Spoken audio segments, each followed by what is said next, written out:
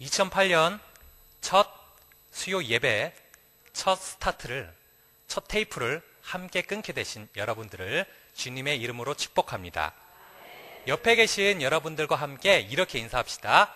첫 테이프를 함께 끊게 돼서 영광입니다. 첫 테이프를 함께 끊게 돼서 영광.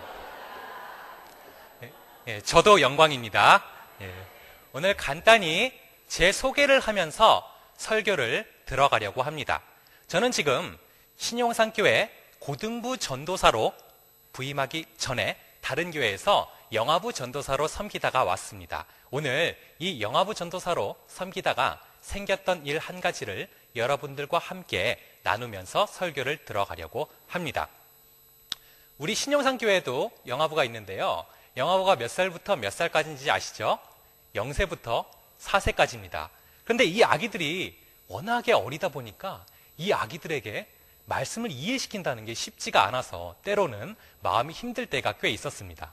한번 생각해 보십시오. 아기들에게 뭔가를 이해시킨다는 것은 참으로 쉬운 일이 아닙니다. 하물며 애도 안 낳아본 제가 갓난 아기들에게 성경을 이해시킨다는 것은 정말로 어려운 일이었습니다. 그래서 저는 매주 설교를 할 때마다 아기들의 이해를 돕기 위해서 직접 성경 속의 주인공이 돼서 설교를 하곤 했습니다. 그러다 보니까 피치 못하게 여자 목소리를 내야 할 때도 있고 할아버지, 할머니 목소리를 내야 할 때도 있었습니다. 심지어는 사무엘을 잉태한 한나를 설교하기 위해서 입덧도 했습니다. 설교가 끝나고 입덧도 안 되고 힘들어하고 있는데 한 부모님이 제게 찾아오셨어요. 그러더니 전사님, 은혜 많이 받았습니다. 이러시는 겁니다. 그 순간 지쳤던 제 마음에 엄청난 힘이 생기는 것을 경험했습니다.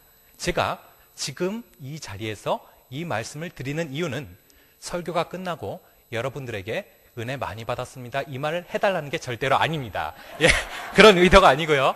설교가 끝나고 마찬가지로 제가 마음이 힘들었는데 그 부모님 말씀 한마디 통해서 마음에 큰 위로를 얻었던 것처럼 마찬가지로 여러분들 가운데도 마음이 힘든 분들이 있다면 이 말씀, 오늘 이 설교 한마디 통해서 마음에 큰 위로를 얻게 되기를 간절히 바란다는 그런 의도입니다. 그리고 오늘 설교의 제목이 하나님의 얼굴을 볼 수 있는 방법입니다. 하나님의 얼굴을 볼 수 있는 방법을 명확히 깨달아서 교회 문 밖을 나가는 여러분들 되시기를 간절히 바랍니다. 제가 잠시 기도드리고 시작하도록 하겠습니다. 하나님, 감사합니다. 오늘은 저희가 하나님의 얼굴을 볼 수 있는 방법을 나누려고 합니다. 성령님께서 말씀을 전하는 저에게 임하여 주시고 말씀을 듣는 성도 여러분들 가운데도 임하여 주시옵소서. 그래서 말씀을 전하는 저에게 지혜와 능력을 주시고 말씀을 듣는 성도 여러분들에게도 말씀을 깨달을 수 있는 지혜를 허락하여 주시고 저와 성도 여러분들 사이에 성령님께서 원활하게 교통하여 주시옵소서. 감사드리며 이 모든 말씀 우리 주 예수 그리스도의 이름으로 기도드렸습니다. 저는 오늘 이 신용산 강단에 처음으로 서게 됐고 첫 설교를 하고 있습니다. 언제나 처음이라는 것은 굉장히 설레지만 반면 그만큼 굉장히 부담스럽고 힘이 든 것이기도 합니다. 오늘 본문에는 이 신용산 강단에서의 첫 설교를 하고 있는 저보다도 훨씬 더 마음이 무겁고 부담스러운 한 사람이 등장합니다. 그 사람의 이름은 바로 야곱입니다. 원래 마음이 무겁고 부담스러우면 엄청나게 준비를 하게 됩니다. 저도 오늘 이 신용산 강단에서의 첫 설교를 앞두고 엄청나게 준비를 했는데요. 형의 뒤통수를 치고 20년간의 도피 행각 후에 다시 형 에서를 피할 수 없게 된 야곱도 형과의 만남을 준비하면서 얼마나 마음이 무겁고 부담스러웠으면 오늘 본문 전장 32장에서 안 하던 철야기도도 밤새도록 하고 양떼, 소떼, 기타 등등 엄청난 예물을 성대하게 준비해서 보낸 것을 볼 수가 있습니다. 웬만한 결혼식 예물 뺨칠 정도의 수준으로 성대하게 준비해서 보내고 있습니다. 그리고 그것도 부족해서 형이 날 치면 이렇게 도망가야지 하고 치밀한 전략까지 세워놓는 것을 볼 수가 있습니다. 그럼 여기서 우리 성도 여러분들과 제가 한번 창세기 32장 7절을 함께 읽어보도록 하겠습니다. 이 화면에 나오니까요. 참고하시고요. 창세기 32장 7절 시작. 야곱이 심히 두렵고 답답하여 자기와 함께한 동행자와 양과 소와 낙타를 두 떼로 나누고 이르되 에서가 와서 한 떼를 치면 남은 한 떼는 피하리라 하고, 이렇게 말하는 것을 볼 수가 있죠. 야곱은 형 에서가 자신을 치면 어떻게 하나 상당히 불안해합니다. 형 에서도 단순히 환영하려는 의도라면 20명 정도만 데리고 가면 될 텐데 400명이나 거느리고 가는 것을 보면은 해치려는 의도가 전혀 없다고 볼 수가 없습니다. 400명의 군사를 이끌고 가는 에서의 모습 속에서 보복하려는 에서의 분노의 불길이 보이는 것입니다. 그래서 야곱은 이 상황이 너무나 두려워서 하나님 앞에서 정말로 결단을 짓기 위해서 밤새도록 씨름하면서 기도를 합니다. 그리고 결국에 하나님의 약속을 받게 됩니다. 하나님의 약속을 받게 되고 아침이 되어 눈을 떠봤는데 눈앞에는 아무런 상황의 변화가 보이지를 않습니다. 여전히 형 에서는 400명을 거느리고 오고 있습니다. 눈앞에 어떠한 상황의 변화도 보이지를 않는 것입니다. 그렇습니다.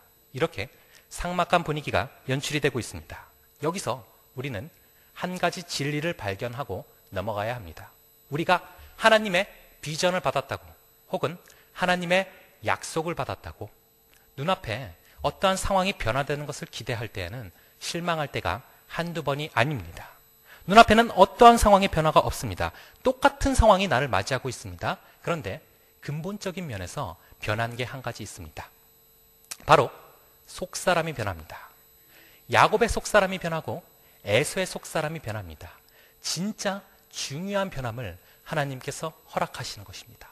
그래서 에서가 400명을 이끌고 오고 있지만 어느 한순간 주님께서는 그 마음속에 역사를 하시는 겁니다. 그래서 에서가 왔을 때 야곱을 만났을 때 서로 부둥켜 안고 우는 그런 모습이 보이는 것입니다. 그래서 삭막했던 32장의 분위기가 오늘 본문 33장에서는 어느 정도 평화로운 분위기로 바뀌고 있는 것입니다. 그런데 이렇게 평화로운 분위기로 바뀐 33장의 분위기 가운데 유독 제 관심을 끄는 한 구절이 있었습니다. 그 구절은 바로 하나님의 얼굴이라는 단어가 들어가 있는 구절이고요. 야곱이 팥죽으로 장자권을 가로챈 후에 도망갔다가 20년 만에 다시 형 에서를 피할 수 없게 된 상황에서 형 에서에게 하는 말이고요. 오늘 본문의 10절의 말씀입니다. 내가 형님의 얼굴을 배운 즉 하나님의 얼굴을 본 것 같사오며. 여러분, 이 구절을 처음 접할 때 어떤 느낌이 드십니까? 저는 솔직히 이 구절을 처음 접했을 때 어떤 느낌이 들었냐면은 이거 아부가 너무 심한 거 아니야? 이런 생각이 들었습니다. 막상 형을 마주쳤는데 아직은 형이 두려우니까 형 얼굴이 꼭 하나님 얼굴같이 생겼어요. 막 이러면서 아부하고 칭찬하면서 이런 위기를 모면하려는 건가 생각해 봤습니다. 하지만 이 본문을 오랜 기간 동안 품고 오랜 기간 동안 기도하고 설교를 준비하면서 그것이 아니란 깨달음을 주셨습니다. 여러분, 잘 생각해 보십시오. 야곱은 단순히 아부하는 말로 이 말을 한 것이 아닙니다. 야곱은 전날 밤 직접 하나님의 얼굴을 대면한 사람입니다. 전날 밤 야곱 강가에서 하나님의 얼굴을 직접 대면했습니다. 야곱이 말한 것은 사이비가 말한 게 아니고 돌팔이가 말한 게 아니고 정말로 전날 밤 직접 하나님의 얼굴을 대면한 사람이 그 기억과 느낌이 생생히 살아있는 상태로 바로 다음 날 말하고 있는 것입니다. 그렇습니다. 야곱이 본 것은 정말로 하나님의 얼굴이 맞습니다. 그렇다면 야곱이 에서에게 본 것이 하나님의 얼굴이 맞다고 한다면 에서에게 하나님의 영광 그 자체가 있었다는 뜻일까요? 저는 솔직히 말씀드리면 털이 많은 편이라 에서에게 상당히 호감이 많은 편입니다. 하지만 아무리 우호적으로 보려고 해도 에서의 삶에서 그런 모습이 보이지는 않습니다. 제가 볼 때 오히려 에서는 참 되먹지 않은 사람입니다. 야곱이 팥죽으로 장자권을 산 후에 형이 두려워서 밧단 아람으로 가버립니다. 그런데 그때 얼마 지나지 않아서 형 에서도 집을 뛰쳐나가요. 근데 이때 야곱과 에서가 집을 뛰쳐나갔을 때 야곱과 에서의 아버지인 이삭의 나이가 몇 살인지 아십니까? 그때 이삭의 나이가 130살 때였습니다. 그리고 그때는 눈이 멀어서 야곱인지 에서인지 구분도 못하고 야곱이 에서인 줄 알고 야곱에게 축복을 해주질 않습니까? 그런데 그렇게 눈이 먼 늙은 아버지를 내팽겨치고 야곱은 야곱대로 지만 살겠다고 가버리고 에서는 장자 축복을 빼앗겼다고 서운해하기만 하지 장자 노릇은 하지도 않고 그냥 가버립니다. 큰 놈 작은 놈 아들 둘밖에 없는 게 두 놈 다 아버지로부터 멀리 떠나가 버리는 겁니다. 그렇게 눈이 먼 늙은 아버지를 두고 말입니다. 그런데 더 기가 막힌 것은 오늘 본문에서 20년 만에 이렇게 다시 만나게 됩니다. 20년 만에 형과 동생이 다시 만나게 됐으면 당연히 되먹은 사람이라면 아우야 우리 오랜만에 만났으니까 아버지를 찾아가 보자꾸나 이래야 하지 않겠습니까? 그런데 안 그래요. 아버지가 이제 150살이 다 됐을 텐데도 아버지를 찾아가 보지 않습니다. 그리고 각자 소기의 목적만 달성하고 또 각자의 갈 길을 가버립니다. 그리고 결국 그로부터 또 30년이 더 흐르고 창세기 35장 28절에 이르러서야 아버지를 찾아갑니다. 이때가 언제인 줄 아십니까? 장례식 때입니다. 장례식 때야 찾아가는 것입니다. 에서는 참 되먹지 않은 사람이고요. 하나를 보면 열을 안다고 하나님이 주신 장자권을 팥죽과 바꿔먹기도 하고 그런 에서의 삶에서 하나님의 영광을 찾아볼 수가 없습니다. 그렇습니다. 에서의 삶 속에서는 하나님의 영광을 찾아볼 수가 없습니다. 그렇다면 에서에게 비친 하나님의 얼굴은 과연 무엇일까요? 에서에게 비친 하나님의 얼굴은 과연 무엇일까요? 야곱이 본 것은 바로 화목해 하시는 하나님의 얼굴을 본 것입니다. 어젯밤 나를 만나고 약속해 주신 그 하나님께서 친히 오셔서 형 에서의 마음을 이렇게 바꿔주셨구나. 야곱이 이런 생각을 하는 것입니다. 앞장에서 씨름하면서 기도하는 가운데 나왔던 32장에 분이엘이라는 단어가 나옵니다. 이 분이엘이라는 단어는 하나님의 얼굴이란 뜻을 가지고 있습니다. 그리고 오늘 본문 33장에 하나님의 얼굴에 해당하는 원어는 판의 엘로힘입니다. 근데 이 분이엘과 판의 엘로힘 이 두 원어는 완벽하게 동일한 뜻을 지니고 있습니다. 즉 어젯밤 씨름하면서 대면한 하나님의 얼굴과 오늘 본문에서 에서의 얼굴에서 통해서 보이는 하나님의 얼굴이 동일하다는 것이죠. 그래서 어젯밤 나를 만나주신 그 하나님께서 친히 오셔서 형 에서의 마음을 이렇게 바꿔주셨구나. 하나님이 하셨구나. 야곱이 여기서 감탄을 표시하는 것입니다. 그런데 이 장면을 보고 감탄을 표시한 것은 야곱뿐만이 아니었습니다. 야곱 말고 또 누가 이 장면을 보고 감탄을 표시했을까요? 바로 예수님께서 이 장면을 보고 감탄을 표시했습니다. 신약 복음서에 보면 오늘 본문 장면과 상당히 흡사한 장면이 등장합니다. 우선 오늘 본문 4절을 우리 성도 여러분들과 제가 함께 읽어보도록 하겠습니다. 오늘 본문 4절 시작. 에서가 달려와서 그를 맞이하여 안고 목을 어금 맞추어 그와 입 맞추고 서로 우니라. 이런 장면이 나와 있죠. 이런 장면과 아주 흡사한 장면이 신약 성경에 등장합니다. 어떤 장면일까요? 달려와서 목을 어금 맡기고 끌어안고 우는 장면. 바로 탕자의 비유입니다. 탕자와 아버지의 비유입니다. 예수님께서 탕자와 아버지의 비유를 설명하시면서 어떤 장면을 떠올리셨을까요?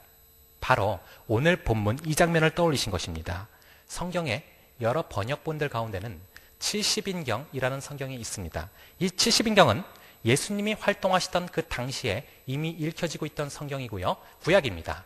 예수님이 활동하시던 당시에 읽혀지고 있던 성경이니까 당연히 신약은 쓰여져 있지 않았고 구약만 읽혀지고 있었죠. 그런데 이 70인경에 나오는 예수님이 활동하시던 그 당시에 이미 읽혀지고 있었던 그 70인경에 나오는 오늘 본문에 지금 방금 읽으신 4절의 단어들과 그 4절의 원어들과 그리고 예수님 이후에 쓰여진 예수님이 활동하시면서 쓰여진 그 신약에 등장하는 돌아온 탕자의 비유의 원어들은 여러 단어로 이루어져 있는데 그 두 구절이 여러 원어들 중에서 10단어 넘는 단어로 이루어져 있는데 딱 한 단어만 빼고는 완벽하게 일치하는 것을 직접 확인했습니다. 즉 다시 설명하자면 예수님 당시에도 성경책이 있었습니다. 그때는 당연히 구약밖에 없었죠. 그런데 예수님 당시에 이미 읽혀지고 있었던 그 구약에 등장하는 오늘 본문의 4절의 원어들과 예수님이 활동하시면서 쓰신 신약의 탕자의 비유에 등장하는 그 원어들은 완벽하게 일치한다는 것입니다. 즉 예수님이 활동하시면서 이 장면을 떠올리셨다는 증거가 됩니다. 즉 탕자의 비유를 설명하시면서 이 장면을 떠올리셨다는 그런 증거가 됩니다. 에서와 야곱이 20년 동안 원수지간으로 있다가 화목하게 된 이 장면이 주님의 마음을 얼마나 기쁘게 하였는지, 주님의 마음에 얼마나 큰 감동을 주었는지 예수님께서 탕자의 비유를 설명하시면서 오늘 본문 장면을 따서 설명을 하시더라고요. 예수님의 기억 가운데도 에서와 야곱의 20년 만의 화해 장면은 잊을 수 없는 추억의 명장면 가운데 하나였던 것입니다. 예수님의 기억에도 진한 감동으로 남아있을 만큼 화해는 주님께서 굉장히 기뻐하시는 모습이고 꼭 필요한 모습입니다. 바로 하나님께서 예수 그리스도를 이 땅에 보내주신 이유 또한 하나님께서 우리와 화해하시려는 그런 의도셨습니다. 그런 주님께서는 수직적인 하나님과의 화해뿐만 아니라 수평적인 지체들과의 화해를 요구하십니다. 수직적인 하나님과의 교제를 위해서는 수평적인 지체들과의 화해가 필수적입니다. 다음 두 구절은 그런 사실을 증명해주는 근거 구절이 됩니다. 다음 두 구절을 성도 여러분들과 저와 함께 읽어보도록 하겠습니다. 우선 마태복음 5장 23절을 읽도록 하겠습니다. 시작. 그러므로 예물을 제단에 드리려다가 거기서 내 형제에게 원망 들을 만한 일이 있는 것이 생각나거든 예물을 제단 앞에 두고 먼저 가서 형제와 화목하고 그 후에 와서 예물을 드리라고 말하고 있죠. 그리고 히브리서 12장 14절을 함께 읽어보도록 하겠습니다. 히브리서 12장 14절 시작. 모든 사람과 더불어 화평함과 거룩함을 따르라. 이것이 없이는 아무도 주를 보지 못하리라. 이렇게 말하고 있습니다. 여기서 주를 보지 못한다는 것은 무슨 뜻일까요? 지체와 원망의 담이 쌓여 있는 가운데는 아무리 기도를 해도 응답받을 수가 없다는 말입니다. 즉 화해는 막힌 상황이 돌파되고 기도가 응답받게 되는 비결입니다. 저는 화해가 막힌 상황이 돌파되고 기도가 응답받게 되는 비결이라는 것을 딱 작년 이맘때쯤 직접 삶을 통해서 체험했습니다. 저는 지금 총신대학교 신학대학원에 무사히 진학해서 재학 중에 있습니다. 이 총신대학교 신학대학원은 이제 목사님이 되기 위해서 밟는 그런 과정인데요. 그런데 이 신학대학원에 진학하는 과정 가운데 저는 이 화해의 중요성을, 이 화해의 절대 필요성을 삶을 통해서 직접 경험할 수 있었습니다. 요즘 이상하게 총신대학교 그 신학대학원의 경쟁률이 갈수록 높아져만 가고 있습니다. 우리나라에서 다른 여러 신학대학원들의 그 경쟁률은 그다지 높지 않지만 우리나라에서 유독 총신과 장신 이 두 대학의 두 학교의 그 석사과정은 평균적으로 경쟁률이 갈수록 높아져만 가서 지금은 현재 4.3대 1이 넘어간다고 합니다.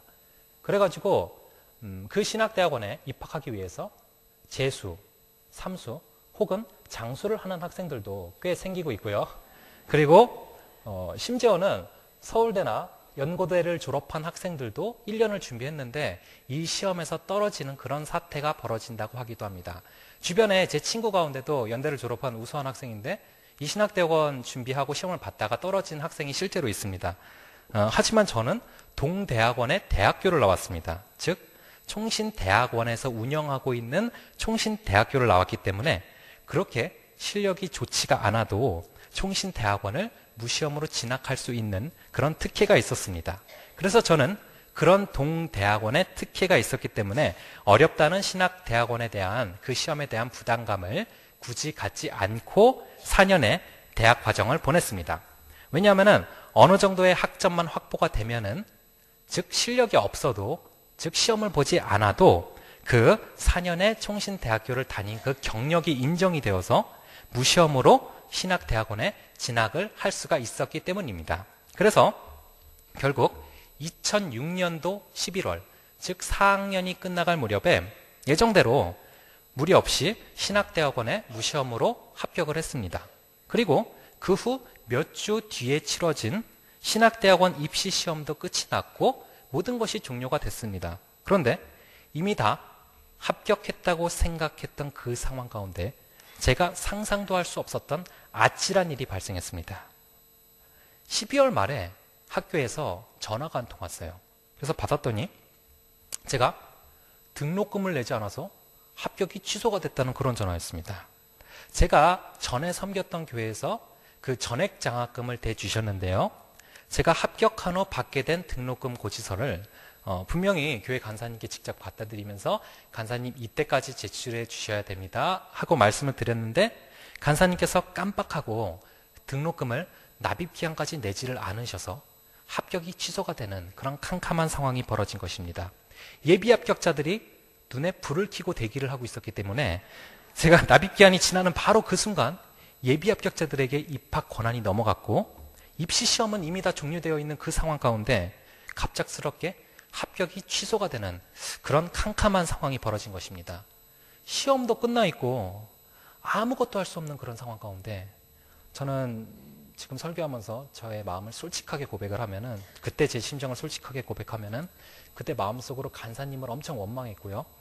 그리고 교회도 원망했고 학교를 원망하는 마음이 생겼던 것을 고백합니다. 그런데 그때 정말 신기하게도 그 총신대학교 신학대학원이 생긴 이래 처음이자 마지막으로 2차 시험이라는 것이 생겨 있다는 소식을 우연히 듣게 됐어요.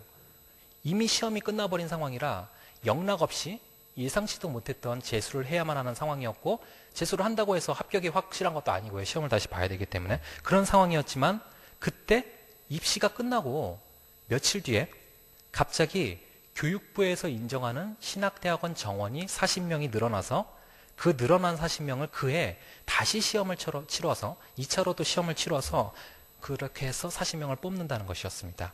하지만 그 소식을 접하고 난 직후 그 시험까지 남아있는 기간은 딱 21일이었습니다. 그리고 최소 1년 넘게 열심히 공부한 사람들이 그 시험의 경쟁자라는 것을 알았기 때문에 시험을 봐봤자 승산이 없다고 생각을 했고 그리고 며칠 뒤에 치러진 시험에서 근소한 점수 차이로 떨어진 학생들이 어차피 다 그 시험에 응시를 하기 때문에 아무 소용이 없다고 생각을 했습니다. 그래서 기왕에 이렇게 된 거 신학을 접고 다른 길을 갔다가 나중에 신학을 하겠다고 원망스러운 마음으로 그런 말들을 내뱉는 저를 많은 분들이 만류하셨고 그 가운데는 저희 부모님도 계시고 우리 신용상교회 담임 목사님이신 김건식 목사님도 계십니다. 그런 분들의 만류가 있었기 때문에 겨우겨우 마음을 추스리고 억지로 지푸라기라도 잡는 심정으로 그 40명을 뽑는 그 시험에 결국 응시를 하게 됐습니다. 하지만 애서가 400명을 데리고 온 것을 능가해서 2차 시험은 560명이라는 경쟁자를 데리고 등장했고 14대 1이 넘는 경쟁률을 보면서 두렵고 떨리는 마음에 원망하는 마음은 갈수록 커져만 갔고 심지어는 시험에 떨어지면 교회 사역 그만둬야지. 신학대학원을 계속 다녀야 하는 건가? 이거를 꼭 합격해야 되는 건가? 별의별 생각이 다 들기 시작했습니다. 하지만 시험을 준비하는 과정 속에서 2주가 지나갈 무렵 주님께서는 저에게 강한 음성으로 다가오셨습니다. 영구가, 내가 지금 너에게 2차 시험보다 더 큰 시험으로 널 테스트하고 있는 것을 모르겠느냐? 네 약무리들이 너를 죽인다고 해도 너는 여전히 그들을 사랑하고 섬길 수 있겠느냐? 영국이 네가 나를 십자가에 못 박는 그 순간에도 나는 너를 위해 여전히 기도하고 있었고 너를 여전히 사랑하고 있었다.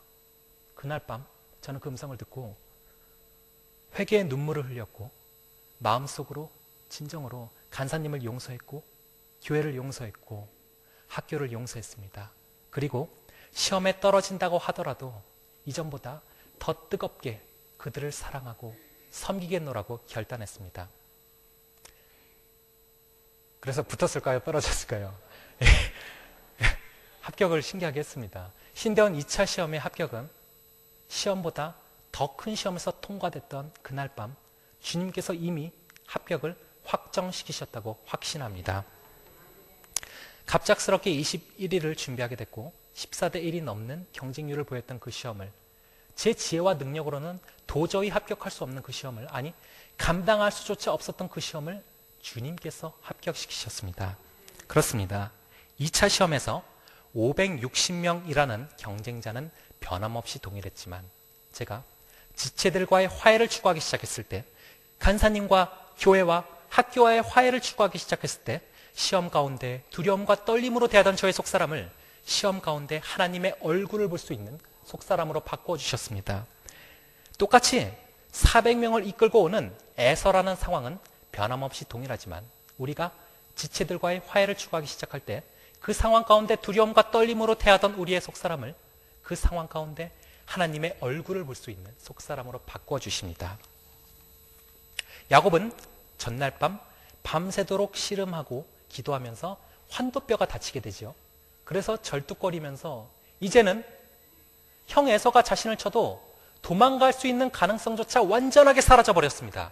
하지만 이제는 더 이상 두렵지가 않습니다. 이제는 더 이상 두렵지가 않습니다. 왜냐하면 화해를 추구하기 시작했을 때 두려움과 떨림으로 대하던 야곱의 속사람을 하나님의 얼굴을 볼 수 있는 속사람으로 바꿔주셨기 때문입니다. 다양한 상황들 가운데서 주님이 기뻐하시는 화해를 추구하면서 다양한 상황들 가운데서 하나님의 얼굴을 볼 수 있는 여러분들이 되기를 간절히 바랍니다. 성도 여러분, 삶에 풀리지 않는 문제들이 있습니까? 삶에 풀리시지 않는 상황들이 있습니까? 그 상황만 생각하면 너무나 두렵고 떨리십니까? 그 상황은 어쩌면 변함없이 동일할 수도 있습니다. 계속해서 똑같을 수도 있습니다. 하지만 우리가 기도하고 하나님과의 화해를 추구하고 지체들과의 화해를 추구하기 시작할 때 주님께서는 움직이십니다. 그리고 두려움과 떨림으로 대하던 우리의 속사람을 하나님의 얼굴을 볼 수 있는 속사람으로 바꿔주십니다. 상황이 변함없이 동일해도 주님께서 움직이십니다. 주님께서 기뻐하시는 화해를 추구하면서 다양한 상황들 가운데서 하나님의 얼굴을 볼 수 있는 여러분들이 되시기를 간절히 바랍니다. 자, 기도하겠습니다. 하나님 감사합니다. 우리가 하나님의 얼굴을 볼 수 있는 방법에 대해서 배웠습니다. 하나님의 얼굴을 볼 수 있는 방법은 바로 화해입니다. 우리가 기도하고 하나님과의 화해를 추구하고 지체들과의 화해를 추구하면서 막힌 상황이 돌파되고 기도가 응답받는 것을 체험할 수 있도록 도와주시옵소서. 그리고 화해를 통해서 두렵고 떨리기만 하던 우리의 속사람을 하나님의 얼굴을 볼 수 있는 속사람으로 바꾸어 주시옵소서. 야곱이 그렇게 두려워하던 에서에게서 하나님의 얼굴을 보았던 것처럼 우리 성도 여러분들도 그렇게 두렵고 떨리던 각자의 상황들 가운데서 하나님의 얼굴을 볼 수 있는 자들로 한 분 한 분을 만져주시고 만나주시옵소서. 태산을 넘어 험곡에 가도 그 어느 곳에서도 하나님의 얼굴을 볼 수 있는 자들로 만들어 주시옵소서. 감사드리옵고